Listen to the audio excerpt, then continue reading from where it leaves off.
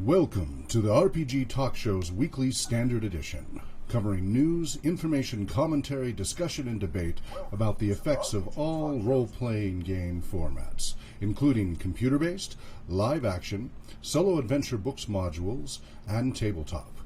The RPG Talk Show is distinctive from other RPG shows because in relation to role-playing games, we focus more on the important considerations of accessibility, education, inclusiveness, professionalism, recreational, and therapeutic goals.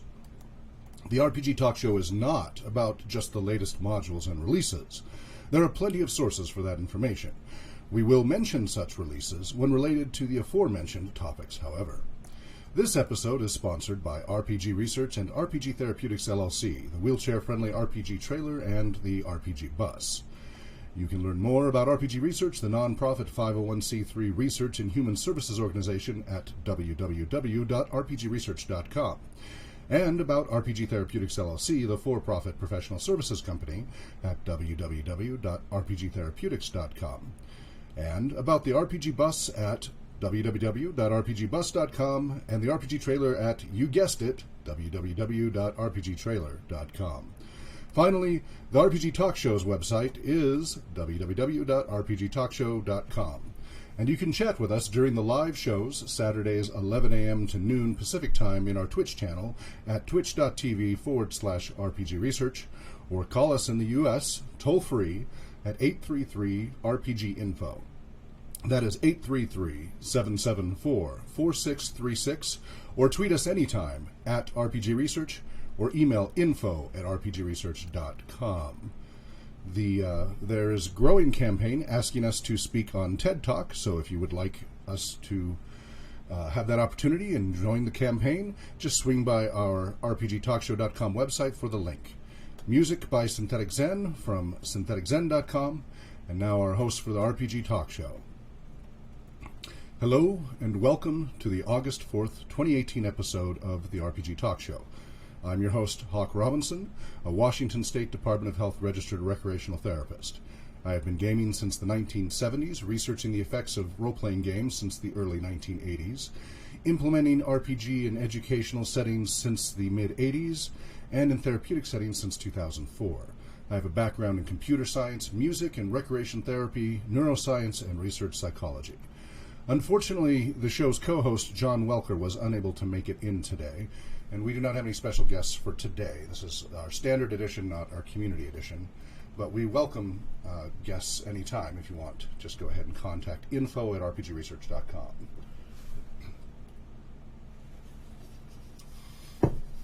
As per our standard format, today's show highlights include the weekly RPG news, your comments, status update on RPG research and related projects, status update on RPG Therapeutics LLC and related projects, status updates on the wheelchair-accessible RPG bus and RPG trailer, the upcoming Great Western USA RPG tour, this week's controversies, controversial discussion topics, and this week's research discussion topics. Now, we don't always cover all of those in 1 hour. We try to sometimes, but sometimes one week we will focus more on one area than another. But those are all the topics we typically include. First, a little bit from this week in the news for role-playing gaming. On Twitter from to Heidi McD at Gen Con, at Death Bow, and I Thrive Games, in cooperation with the Onyx Path, at Pug Steady, and the Bodana Group, they were excited to announce the Critical Strengths Engine, a rule set for pen and paper adventures based not on physical strength, constitution, etc., but on emotional resilience. And they are elaborating more in the near future, so we'll be watching that. And apparently they're at Gen Con 2018, if you're there and want to learn more about it. Gen Con is now well underway. It started August 2nd. As I said, today's August 4th, and it will run until tomorrow, Sunday, August 5th. Ben Dobbins of Zombie Orpheus Entertainment, Dead Gentleman, is a guest of honor speaker there. He spoke Thursday during a new segment they call Insights, Gen Con Insights, and he elaborated as to why Zombie Orpheus Entertainment has made a lot of choices it's made along the way to free up content. So one of the taglines he kept using during that speech was content wants to be free, and he gave some wonderful analogies and experiences that led toward that decision. He also discussed the sensitive topic of Gamergate from a very personal perspective, from his perspective, and also the power of community in the role-playing game, shared communities online, to help others connect from around the world, and for some of the impact that his efforts have had. He commented about how people have come up to him. Even the person who was presenting ahead of time said that how Ben has helped many a filmmaker get started, and even the person who's introducing him said the same thing, that he was a filmmaker and it was thanks to Ben. Excuse me. I need a fast mute button somewhere. So, and Ben commented how different people had come up and commented how various movies that Ben had been a critical part of creating had helped change their lives significantly. He was basically giving the why, and with lots of great examples. He thinks content should be free, and why they are putting together, and have been putting together for years, a community-based platform for sharing all of this content. He did not elaborate as to the how and the details of what that is. That is supposed to come in his speech Sunday. I hope, since I have such a small audience right now, I'm giving out spoilers here that aren't entirely spoilers. I don't think Ben will be bothered, because he's wanted us to help spread the word. They've handed out already 8,000 flyers at Gen Con, and he's telling people left and right. So if you're watching this and you're a Patreon supporter checking this out, you can get some of the inside scoop. Plus, you'll be able to get my inside perspective, for what it's worth, about it. And this is called the Fantasy Network. So I'll be elaborating more about the Fantasy Network later in today's show. But the short version is it's streaming like Netflix, if you will, through the internet, with all-you-can-eat videos based on the subscription. The videos come from Zombie Orpheus Entertainment, Dead Gentleman, Aerostorm, that would be like Mythica, and I believe that's Kevin Sorbo's company, The Forge Studios, and more. So I will be elaborating further about that. But what's more important than just the streaming is the community interaction and the universe building features that are being built into this. And the reason why I have an inside perspective is I've been helping Ben for the last 2 years or so scope, design, experiment a lot, and then many a long hour actually trying to bring it to life. I actually had the early prototypes running here on servers in my house as I evaluated many different options. So I'll elaborate more about that process for those who are interested. So maybe you will catching the recorded version of this. Again, Patreon supporters get first access to the recorded version, but maybe you'll be catching that and you can hear how it's kind of evolved for those who are interested. It'll be a little more techy, computer techy, but even those who aren't computer techy should appreciate the potential of this platform. Also in the news, SpoCon, the local Spokane Science Fiction and Fantasy Convention, is next week. And I will be speaking on 5 or 6 panels. I still need, somewhere they sent me a schedule. I need to find that. And I meant to have that ready, but I had trouble finding that, so I apologize. I will post my schedule on the RPG Research News section of the website, so you'll be able to view it there at rpgresearch.com/news. And if you're able to make it to SpoCon, I'm hoping they'll let me record, record the panels. They have in the past, sometimes audio only, and then I'm able to share that with folks out there. John, who isn't here today for other reasons, but John is running the games there as usual, as he's very good at doing it, setting up and running convention games. And he and I will both be on panels. Some of them will be together, some of them will be separate. And I will only be doing panels this year at SpoCon. I'm not the accessibility advocate this year, although I've still helped guide them and point them to people that can help them.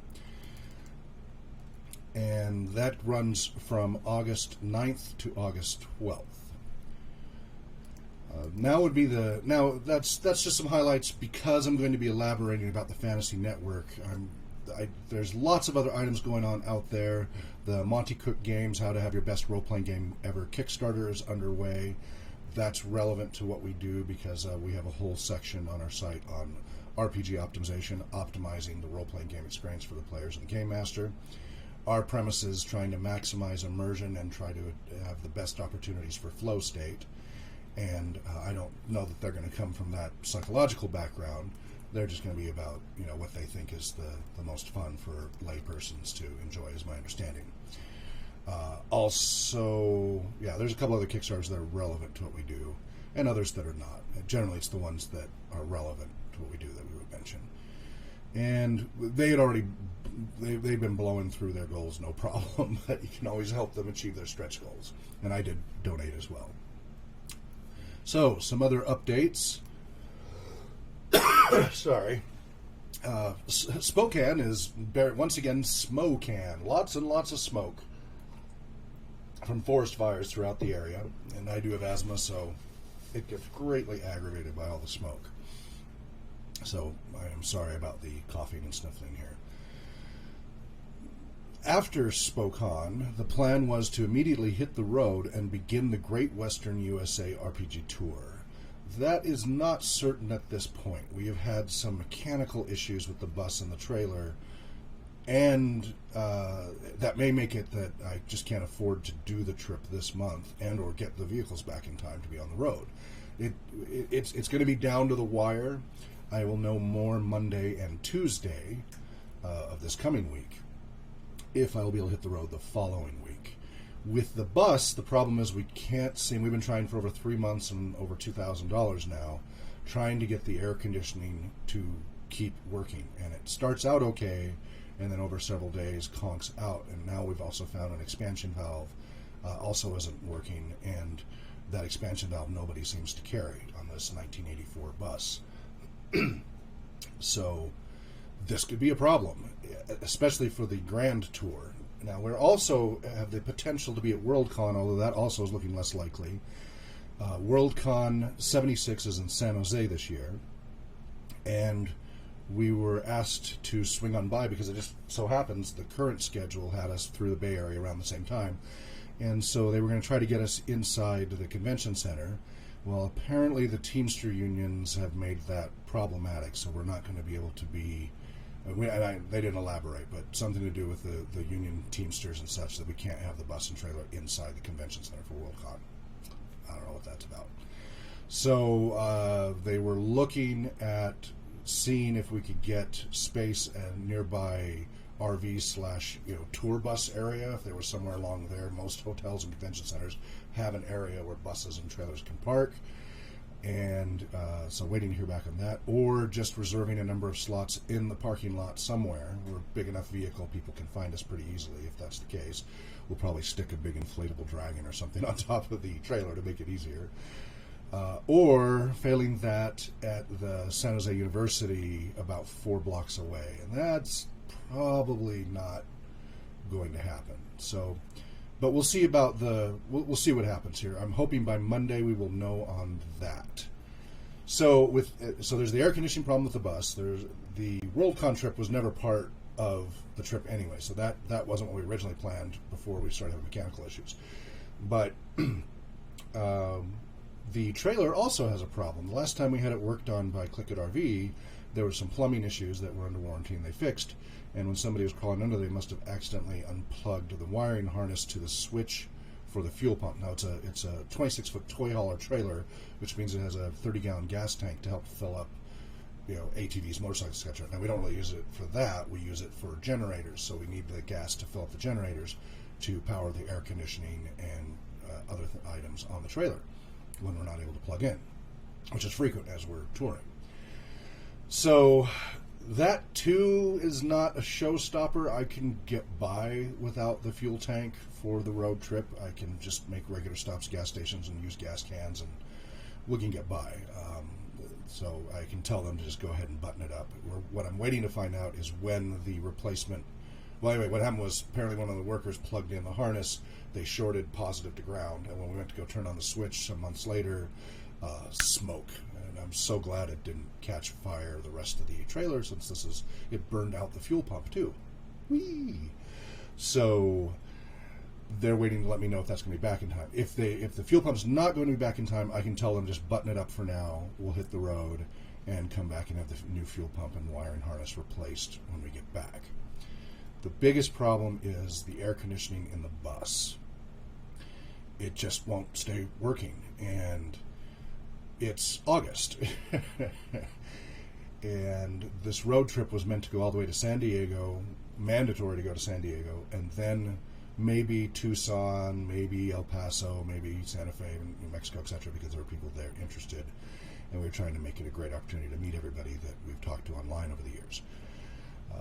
The primary purpose of this trip was to get to San Diego. There isn't a set time for that, but it needs to happen this year sometime, and I need to do it before the weather gets bad in the mountains, which would be no later than late October.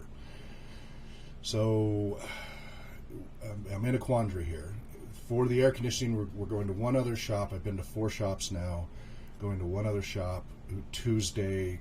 If they have the part that nobody else can find, then we'll give it one more shot, see if we can find the last of the leaks, if that expansion valve can be replaced, and get the air conditioning working. If we can make that air conditioning work, then we can potentially at least still do this trip all the way to San Diego. I don't know if we can do the greater trip, because this has been costing me personally a lot of out-of-pocket money to try to fix up the bus. I don't put these burdens on RPG Research and RPG Therapeutics and such. This is the bus and trailer owned by me personally, and then I freely let RPG Research use them for programs, for research and community programs. And then I cover all of the maintenance costs and gas and everything else to try to enable them to be able to do that. But I'm getting hit with so many expenses. We bought the bus for $2,000 from one of our volunteers. His father passed away, and his father had been living in it. It was packed full of garbage to the ceiling and all the way to the front. Several tons of garbage I hauled to the dump, and we bought it about 1.5 years ago, and we've been fixing it up since then. Mostly elbow grease, but it needed a whole new brake system and brakes. It needed a new radiator, and all of this we knew up front. And so I'd estimated when all was said and done, we'd be about $10,000 total for this bus. And if you look around at buses the size that have a wheelchair lift, that it's pretty hard to do better than that. And most of them, were used buses that were going to have problems of their own. So you'd buy them for $8,000 to $10,000, and still have to put $2,000, $3,000, $4,000, $5,000 or more into them. So this seemed acceptable as a total cost. We're getting to that point now. Some of the cost really is actually doing the artwork on the sides, so that really I kind of ignore that part as far as it's not mechanically necessary. We've added the wonderful graphics wraps from various artists on both sides of the bus, and that is $3,200 between the combination of the two, and I've broken up the payments over several months, and it looks great, and it really looks so much better than the plain white bus. Everybody says, oh yeah, that's much better. It was necessary. So I don't really count that expense, but between the brakes and all the other issues and the air conditioning, we're pushing close to $8,000 now, and $1,900 into the AC so far, and we still don't have a working AC. So I'll know probably by the end of next week, so it's going to be down to the wire, whether or not I'm going to have some kind of working air conditioning. I might know by Tuesday or Wednesday. If we can get the air conditioning working without me having to funnel more money in, then I think we can still do the San Diego. Well, we can still do at least to San Diego. I don't know that I have enough money left for the month to do the rest of it through Tucson, Texas, New Mexico, all of those states. We were going to do 11 states. Don't know if I have enough money to do that for this month. If WorldCon does not pan out, which was the only thing that really was mandated on our schedule, which just got added to it. If WorldCon doesn't pan out and we aren't necessary to be there, I think it's actually going to be better to reschedule this tour until September. By then, I will, we'll have the air conditioning fixed one way or the other on the bus, we hope, and I'll have a little more money in my pocket for the road trip. So from my tech consulting and such that I'll do on the side, so that will make it a little less hairy, and then we could do potentially the full planned 11-state trip. If Worldcon does pan out, but I can't get the air conditioning working, I may still try to take the bus and trailer as is, without air conditioning, without the fuel pump, just to Worldcon. So just do a shorter trip to San Jose and Worldcon, just so we have that opportunity. And that's only if Worldcon is able to make things work out, so that it's worth doing the trip. So these are the different contingencies. A little complicated, but I thought I'd share that with you, those of you. Some of you, actually, I think were on the to meet list. And so I'm just trying to keep you in the loop. I didn't want to spam that out on Twitter and everything just yet because it's so up in the air. I just don't know yet. As soon as I have some clarity, if we have to reschedule or shorten the trip, I will announce that to everybody else. But you've got the early inside scoop. So that's where that's at with the bus and trailer. Some other things on the bus. We still haven't quite finished the wood flooring because of my back injuries and such. So thankfully, a couple of volunteers, Brooke Lively, our director of fundraising and marketing, and she's bringing herself and some family to help finish roughing out the wood flooring. I don't have any trim for it yet, but at least this last section of it will get finished, the wood flooring in the bus. And so that's Sunday morning. We'll get started on that and hopefully get that finished. And as far as the bus goes, there's just more cleanup. I still needed to strip the wood paneling off and sand it and stain it, so that it's not all beat up looking. It's going to be down to the wire whether I can pull that off. And but other than that, other than the air conditioning, the bus seems ready to hit the road. I'll probably swap out the large metal table that's in there right now that we bought so that we can ceiling mount. I'll probably pull that out for now since we don't have time to ceiling mount it, and just stick a Costco table with a tablecloth in the back to go with the benches there for now. Still with the plan of eventually doing a ceiling mount with the big table. If we can't get the existing air conditioning to work, so if this valve, this expansion valve, cannot be found, which means we cannot get the air conditioning to work ever. Leaks you can eventually track down. Expansion, a part that nobody makes, that's a problem. We're still looking, we haven't given up yet, but if it can't be found, then the alternate plan long term, which was always in the plan, is we wanted, so the problem with the current air conditioning is the engine has to be running, the vehicle engine has to be running to have the air conditioning running. There's no way to plug it in electrically because it's all hooked to the engine, the compressors on the engine. And, that means idling a big Chevy 350 from 1984, and there's fumes and such, and gas costs, etc. So we had planned down the road to try to do an RV conversion kit where I was hoping to just add it to it, but it looks like to make room it might be necessary to gut it. We'll see.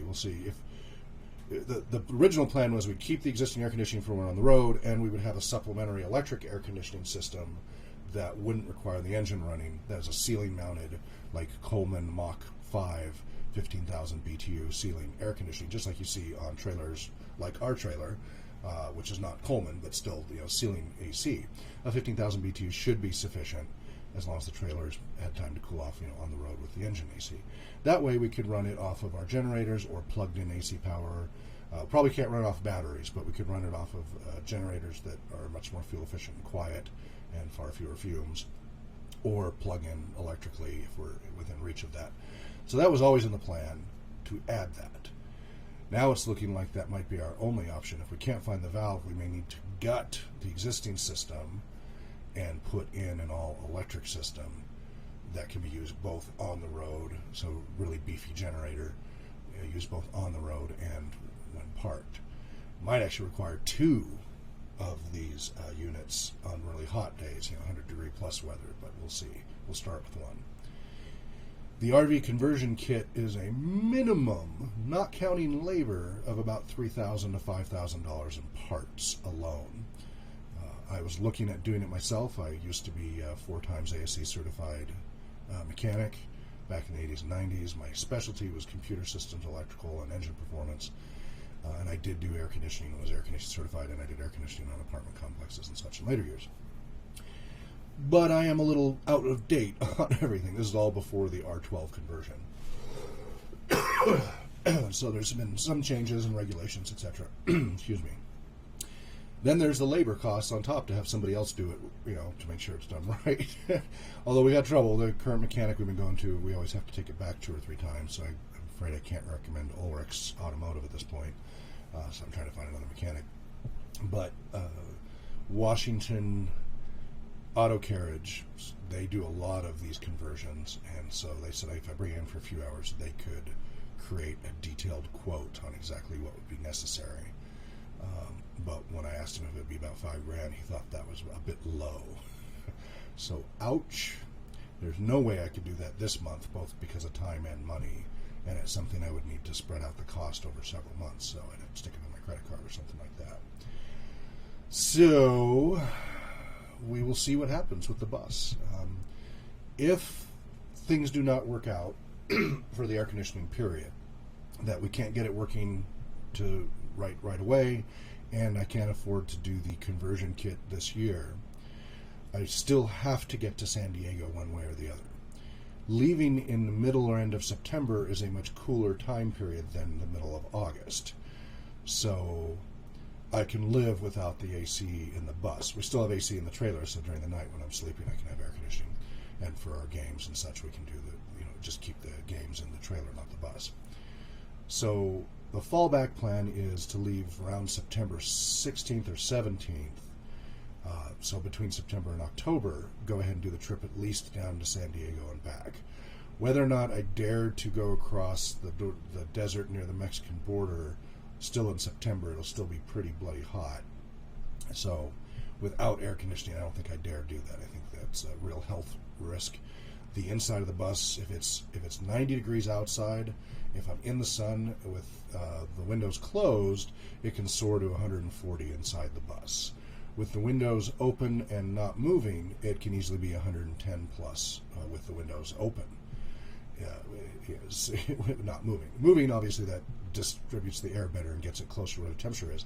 But if I'm outside, if I'm traveling along the border and the temperature is 110, 120 degrees outside, I'm afraid my Finnish and Irish blood just doesn't. And living up here in Spokane, I'm just not able to handle that kind of heat. I would get a heat stroke very quickly. So that would be a problem. So it's touch and go whether the larger 11-state tour is going to happen this year. Going from here to San Diego and back has to happen for various reasons. And so that will happen. If it doesn't happen in August, it will happen in September, October, with or without air conditioning. That will happen. So we will at least get to meet some of you that we were planning to meet along the way, and that's something at least. And then hopefully next year we can do a larger trip to those other states. Now, if they can find the valve and get the air conditioning fixed as is, then I'll have to figure it out. Again, I'm tight on money. I'm worried about running out of money partway through this trip because of how much I've had to spend so far. But we could at least go to Tucson and a little more for the trip. So these are all the different contingencies. No trip in August, delay it till September is the worst case scenario. The next worst case is go only to San Jose for Worldcon. The second to last case is go to San Diego only and back. And then the best case is we get it all working. We can get by for this road trip without the electric AC. That was always planned. But be able to do the full trip. If the air conditioning is fixed, that might still happen, but because of money, it's less likely. If we postpone the trip until September and the air conditioning's fixed, then odds are we can do the full 11 plus states planned trip. So you can see that's what I'm weighing here. And the only thing stopping me from rescheduling right now is Worldcon. If Worldcon is going to happen, I want to make sure we get there. So we will see. Maybe we'll do just the Worldcon trip in August and then do the rest of the trip in September. That's a possibility. So we'll keep you posted. I'm sorry I rambled on so long about that, but I'm really stressed about that. Really want this to work and just bring people up to speed. So other than that, bus and trailer will be ready to hit the road. There are many volunteer opportunities at RPG Research. If you haven't heard about this previously, about 10 of them are listed on indeedjobs.com/RPG-research. That's RPG-research.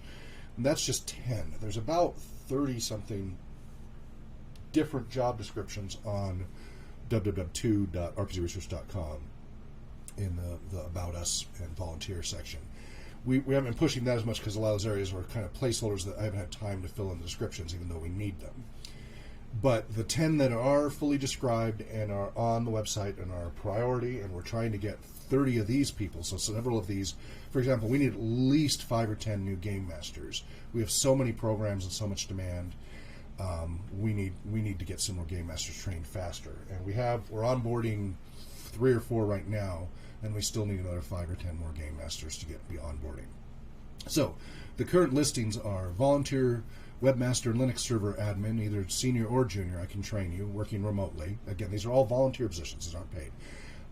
And the whole point of this is I, up until a couple years ago, ran everything: website, all the programs, sales, marketing, fundraising, all this stuff. It was just me up until about 2015.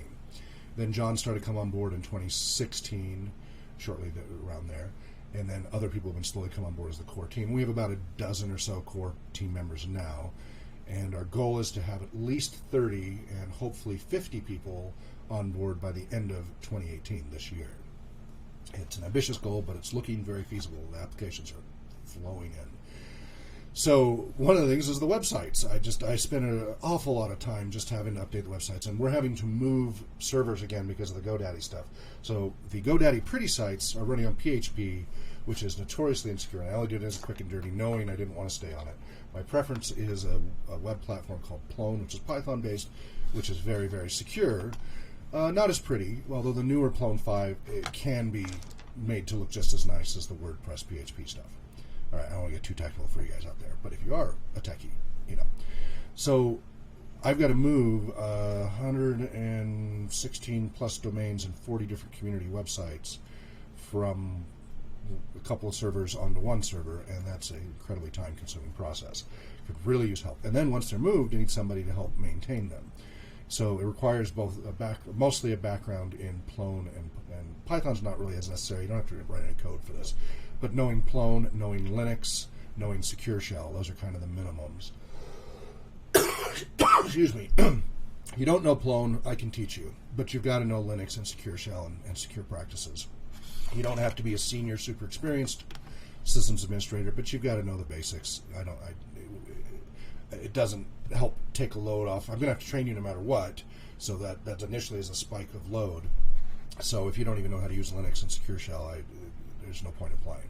But if you do know how to use Linux and Secure Shell and run a web server on Linux, at least the basics, I can gladly mentor you. My tech background goes back from the 70s. I have many certifications through Microsoft and Novell and Sun Microsystems and the SANS Institute Information Security. People pay me very well in the tech world when I do that. I've tried to be retired from it, but they keep pulling me back in. And so this is a great opportunity if you want to really grow as a sysadmin. Again, it's volunteer only, but you get some free mentoring and training and be able to stick it on your resume with some real production experience, both dev, test, staging, and production.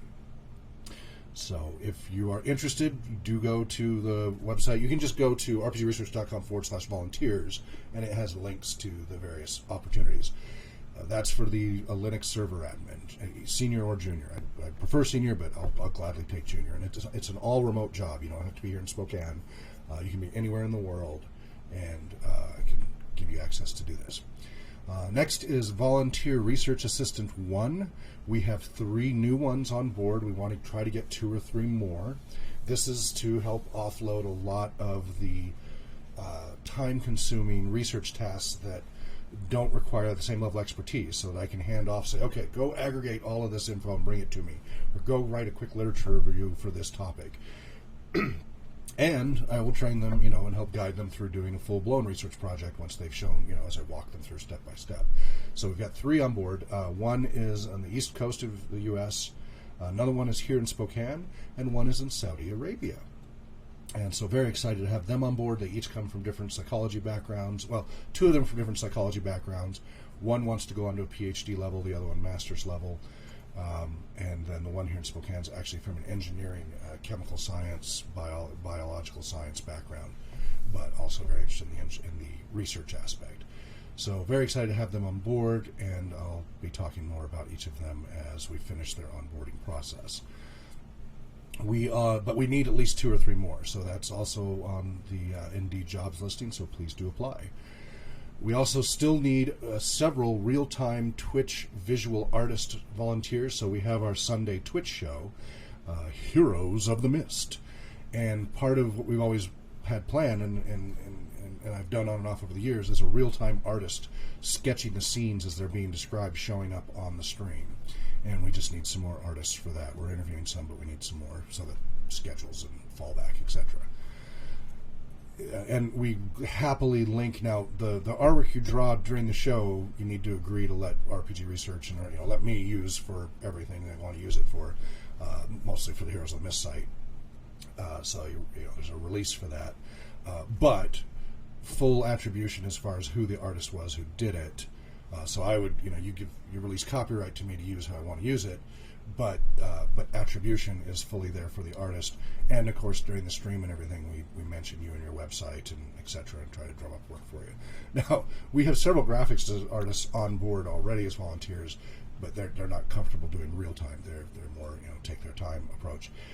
And one of them loves to say, you can die from exposure, because there's always the pitch like, well, you're an artist, you'll get exposure, and well, you could die from exposure. That's true, but we're hoping that you find this not just useful for that, but also great. It's just a general experience and something you could put on your resume that you haven't done before that may expand your possibilities. So we really could use 2 or 3 more of those. We've got a couple being interviewed, but we need at least 2 or 3 others to we could have a rotating schedule, split people up so they don't get too tired, like 2 different artists per show. Show's 3 hours, we have a break in between, so we might have one artist one half of the show, one artist the other half, or different opportunities there. So please do apply if you're interested. American Sign Language Game Master volunteer for the deaf and hard of hearing. So I used to run deaf signing gaming groups, and then I got really sick for a few years and fell out of the signing, and I've been trying to get back up to speed. But to be the game master who is signing at the same time and receiving, it's actually easier to send a sign than to receive, especially multiple people with all their different quirks of everybody has accents when they sign. And I work with people like with cerebral palsy and stuff, so reading their sign can be really painful. I'm just too rusty to be able to run a game anymore in ASL, unfortunately. We still run a weekly sign language group. My girlfriend's been handling that a lot with a friend of hers, and I've only been able to attend occasionally. So we really need 1 or 2, preferably 2, but at least 1 strong American Sign Language game master, so we can restart the games for the deaf community. For example, at Spark Central and elsewhere, we really need this. We've only had 1 or 2 applicants even ask questions, and so we're hoping to spread the word. So if you know somebody, now it would need to be here in Spokane, at least one. We need at least 1 in Spokane, and then 1 can be remotely trained. But there's a lot. If you already know sign language, but you don't know how to be a game master, we can train you. We can't train you on ASL. That's just going to take too long. If you know ASL and you have a background playing role-playing games, then training you as a game master will be better if you have the ability. Not everybody can be a game master. Not everybody enjoys it. Not everybody pans out. But if you have the ability and we can train you, it's going to take about 3 to 6 months to train you before you can run your first group in public. You will run games in our settings, which are a safe environment, to give you feedback and lots of practice. You'll get lots and lots of practice. But before we let you loose out into the wild at a community center or public program, that typically takes 3 to 6 months if you're attending 1 training session a week minimum. That's been what we found, which is pretty good. I mean, if you consider trying to do it on your own, it can take years, and we're helping guide you. You learn a lot faster. Let's see. Volunteer RPG player archetype. So this is something people ask about all the time. What the heck is a player archetype specialist? It is part of our training program as we train game masters and facilitators, etc. So we're already familiar with Jungian archetypes, and, archetypes of general people, and we've heard of players who are munchkin players, or min-maxers, or rules lawyers, what have you. Well, those are player archetypes. And we're not talking about character archetypes like, the combative, silent, strong but silent type warrior, things like that. Those are character archetypes. We're talking about player archetypes. So the player archetype specialist 1 is someone who takes on the role of the munchkin player, the cheater who looks, the disruptive player, etc., and does it in a normal gaming setting. So this is not therapeutic or educational settings. This is normal settings. And this is a very nice gift from John, 1980 Who limited edition D20 pin. He told me he left it here, and I just noticed it. Cool. It's on the camera. Obviously, if you're listening to the podcast, that's really good. Very nice. So, very cool. Thanks, John. And anyway, the player archetype specialist. So plays those roles, and the purpose is that they make life difficult for the game master that we're training. But more importantly, the game master learns how to work with that type of archetype to minimize their disruption of the game and help either bring them around so that they're not being disruptive but still get to enjoy the game, or if there's some of the really terrible archetypes, learn how to escort them out of the building safely, for example.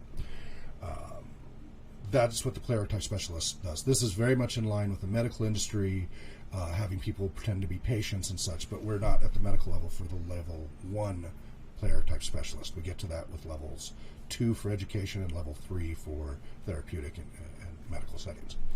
But for the level 1 player archetype specialist, you just be all the different types of player specialists. So part of your learning process is, and we have 3 new player archetype specialists onboarding right now. One of them has to move back to California, unfortunately, but the other 2 are here in Spokane.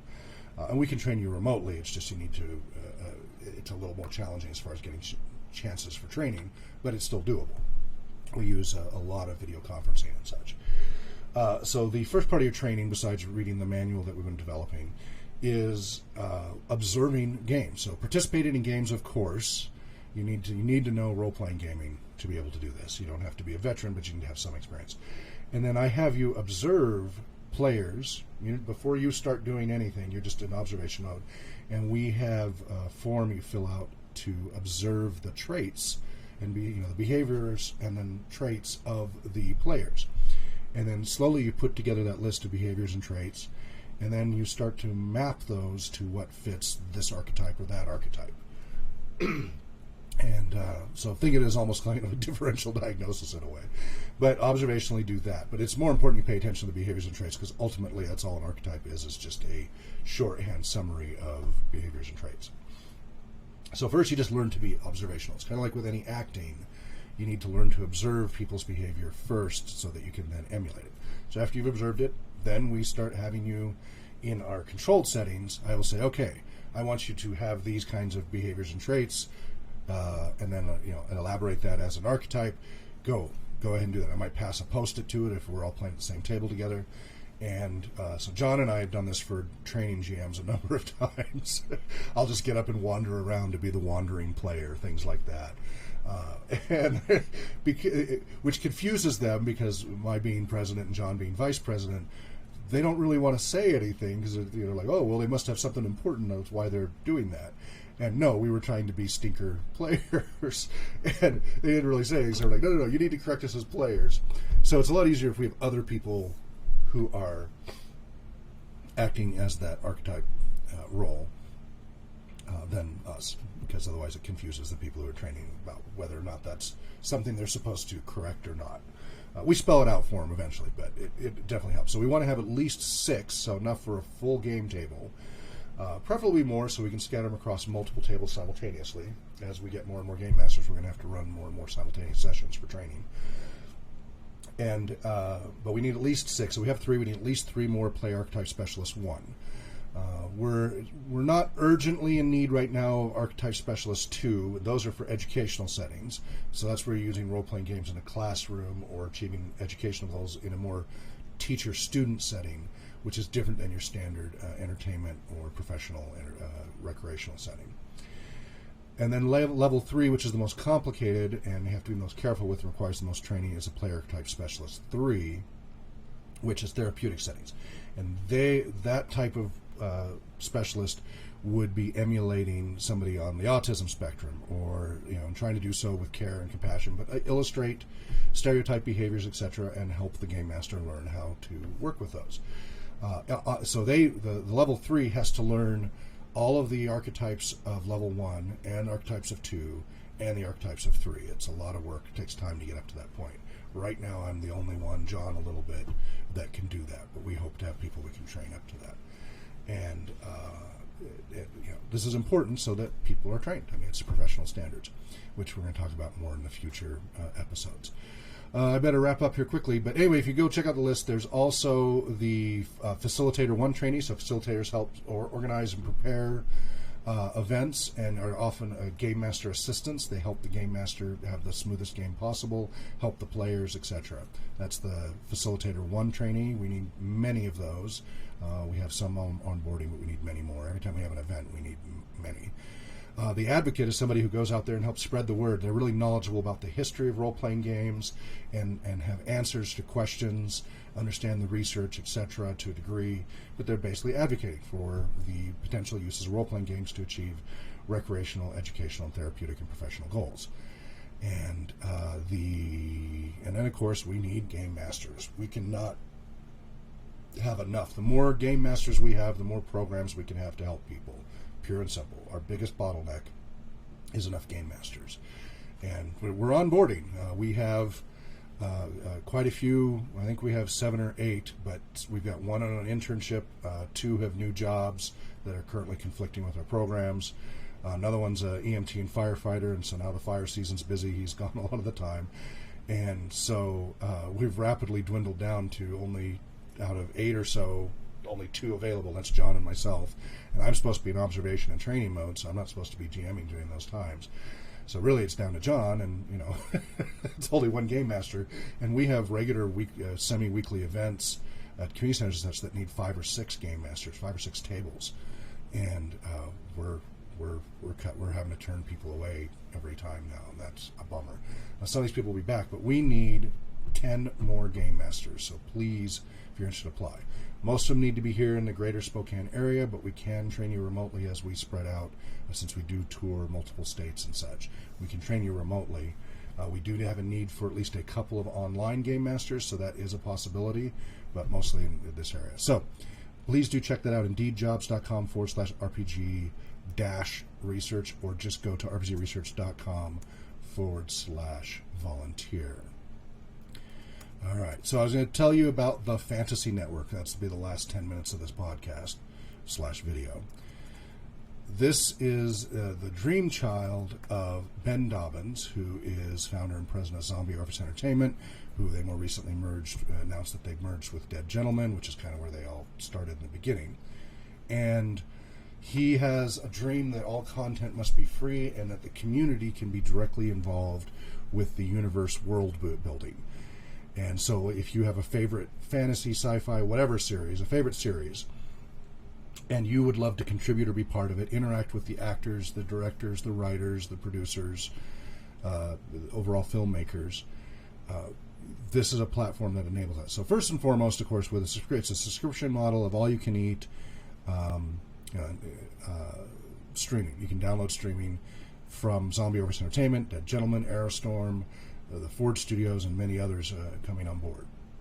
And that's pretty straightforward. So kind of a Netflix for those folks.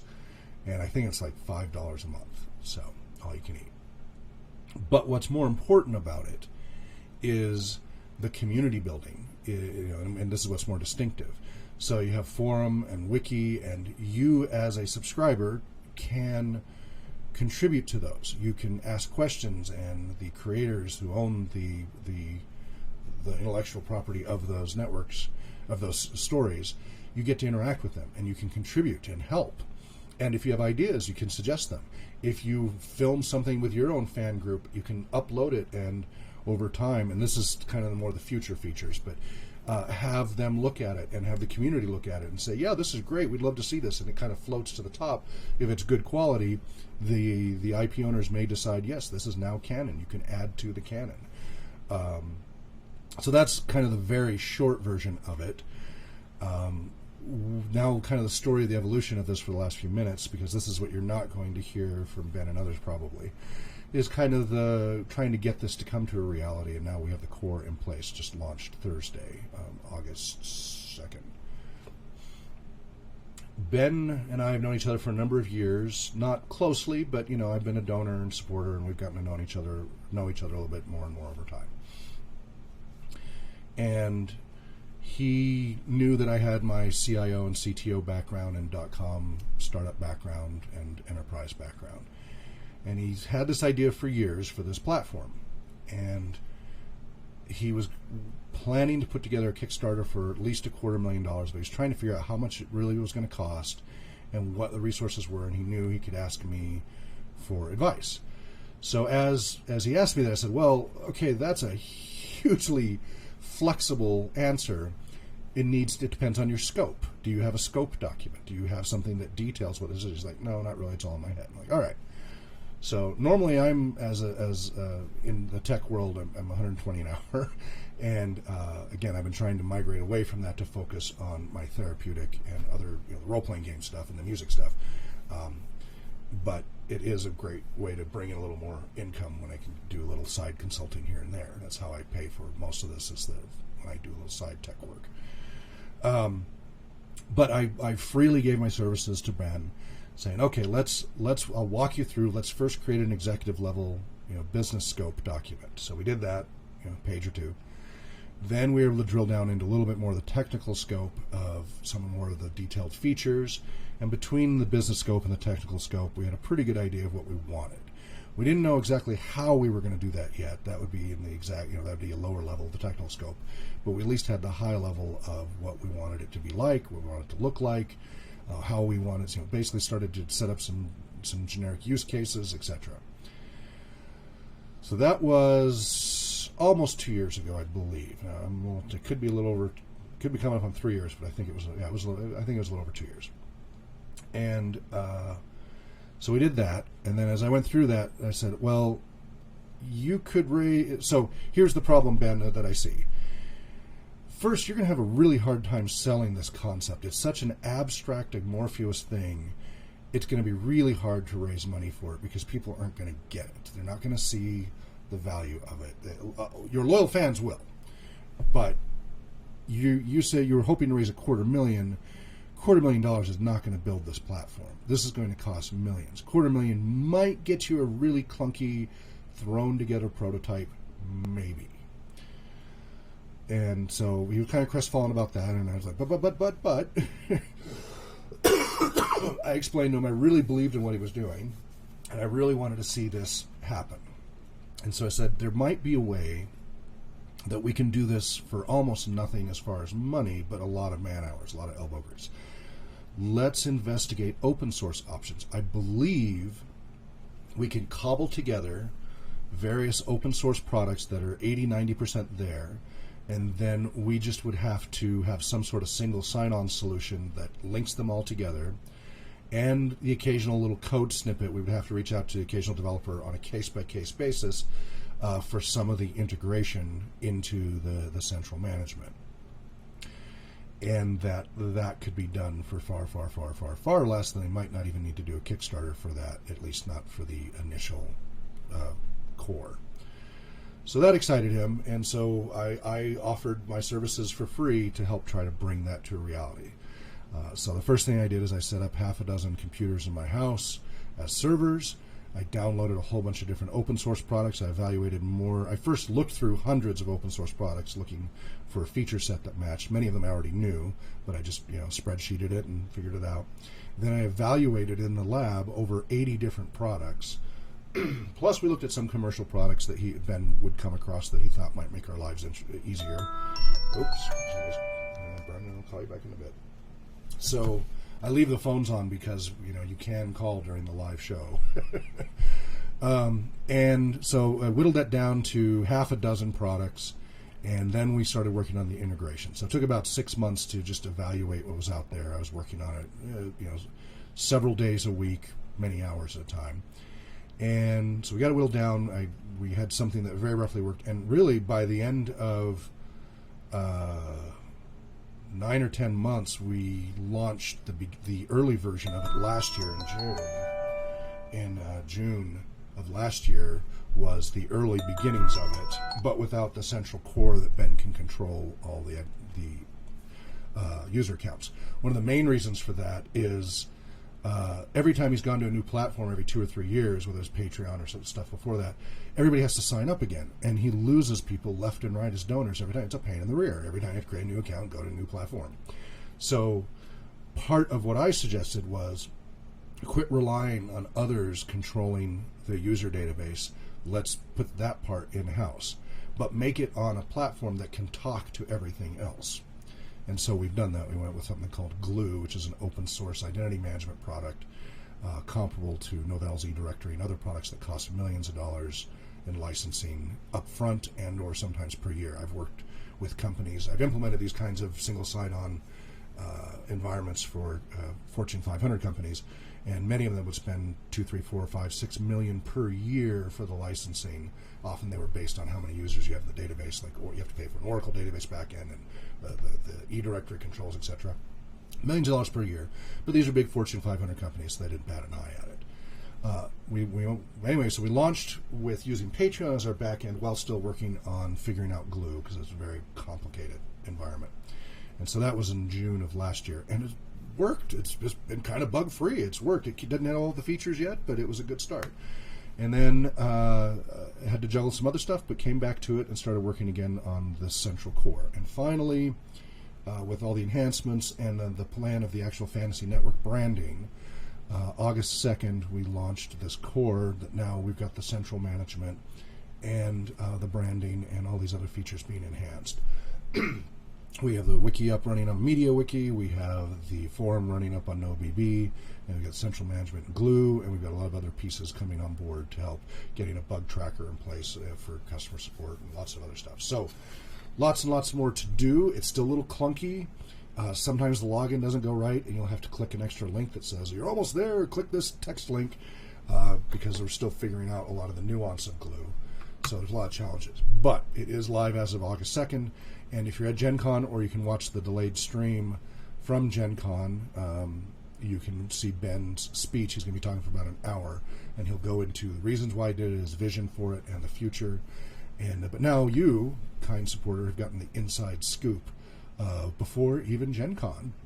Not just about what's coming, which they've been helping spread the word about out over there with the flyers, but also some of the challenges. And then again, that's a very short version because we're out of time, but it gives you an idea. So I have put in well over 1,000 hours of volunteer work, and then Jay Schaffstall has helped as a developer in recent months.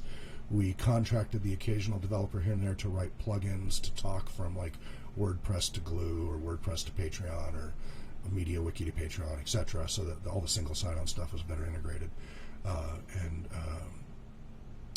So that, we had, so altogether though, and I think including hosting costs, I think the costs have been about $10,000.